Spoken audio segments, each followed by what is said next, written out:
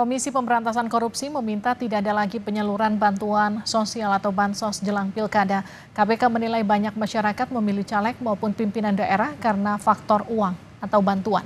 Saya sih berharap ya ada perda atau apapun nanti ya yang melarang penyaluran bansos 2 bulan atau 3 bulan sebelum pilkada. Coba upayakan Bapak sekalian, Pak Sekjen, Pak Inspektur, jangan ada penyaluran bansos sebelum pilkada.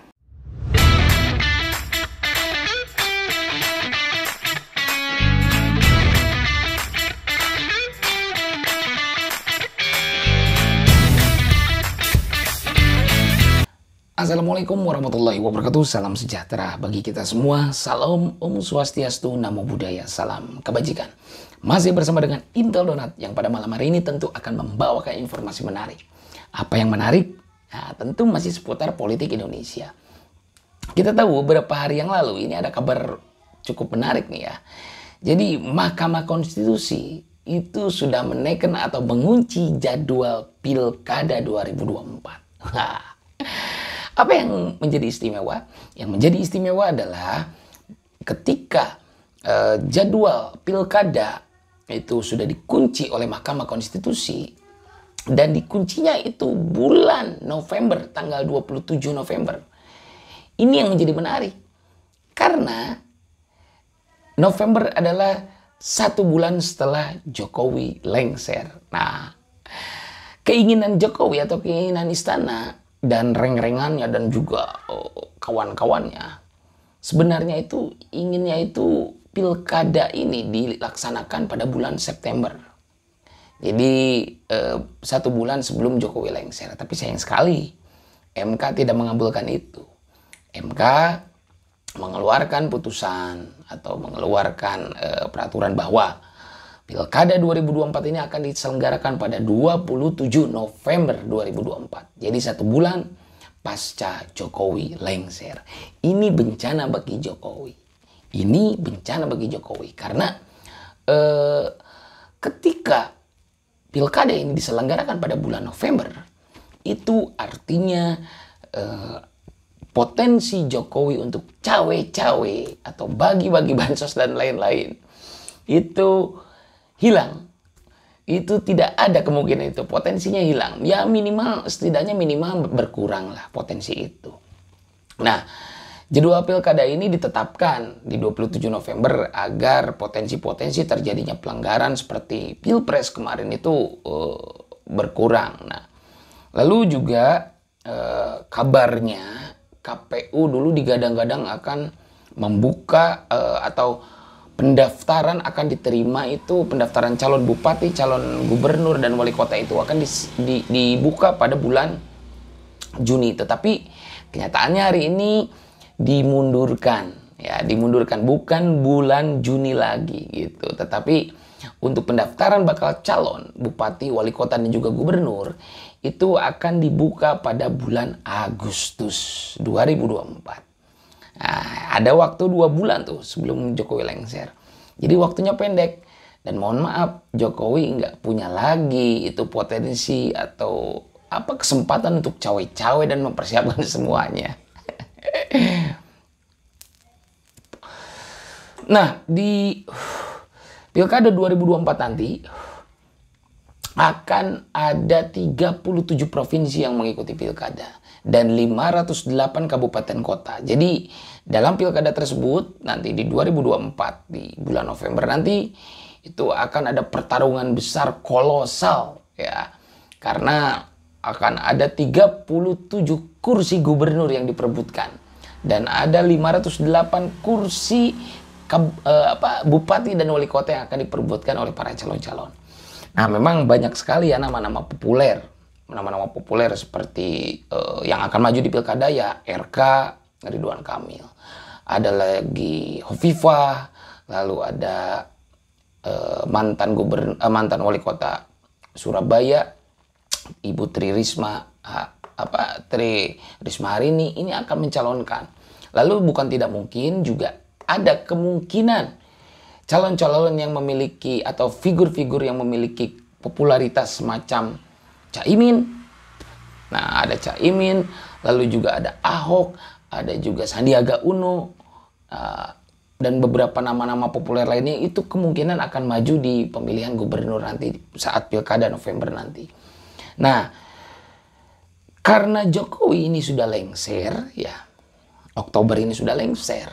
Jadi kemungkinan besar partai-partai politik yang semasa Pilpres kemarin itu berkoalisi, kemungkinan akan agak bersikap cair ya situasinya nanti di pilkada nanti, karena kita tahu Jokowi sudah lengser, pengaruhnya sudah hilang. Lalu juga kepentingan partai politik di tiap-tiap provinsi dan kabupaten kota tentu berbeda-beda. Bisa saja nanti PKS nanti berkoalisi dengan Gerindra, atau Nasdem dengan PDI Perjuangan, Golkar dengan PKB, kan bisa saja. Karena lebih cair untuk pilkada. Situasi politik di kabupaten kota dan juga provinsi tentu berbeda. Peta politiknya pun tentu berbeda itu dengan yang ada di nasional. Apalagi putusan MK nanti atas PHPU, ya, gugatan 01 dan 03 itu bisa berpengaruh terhadap konstelasi politik di kabupaten kota maupun di provinsi. Ditambah Jokowi nanti lengser, dan kita tahu hubungan Jokowi dengan Prabowo itu sudah terlihat retak, ya. Ini kemungkinan Jokowi akan ditinggalkan dan Jokowi akan tetap ngotot untuk mendapatkan kursi ketua umum Golkar. Tapi mohon maaf, politisi senior Golkar ini nggak mau. Apalagi Luhut itu bilang nggak mau dan nggak boleh Golkar ini sebagai partai ideologis dan partai tua atau partai tradisional ini disetir oleh orang yang bukan kader Golkar. Bobi Nasution juga itu kebingungan. Dipecat PDI Perjuangan di Medan, lalu sekarang ingin mencalonkan diri menjadi gubernur Sumatera Utara, tapi ternyata DPD Golkar Sumatera Utara menjagokan Ijek sebagai calon gubernur dari partai Golkar. Kasihan sekali. Karena ditolak tentu. Kalau mau nyalon kayak gitu, ya harusnya kan di PSI, di partai-partai baru lah. Yang memiliki elektabilitas ya kurang dari PDI Perjuangan, Golkar, PKB, dan lain-lain.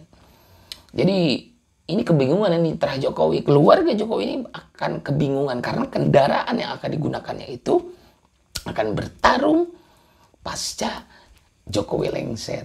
Dan kemungkinan besar ini namanya juga politik, tentu pragmatis.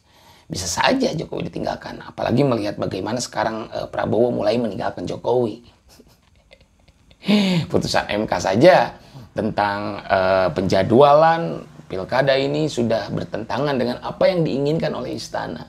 Istana pengen Agustus sebelum Jokowi lengser, tapi mohon maaf, ketika Agustus diselenggarakan akan terjadi potensi-potensi besar pelanggaran seperti Pilpres kemarin. Makanya dimundurkan menjadi November pasca Jokowi lengser.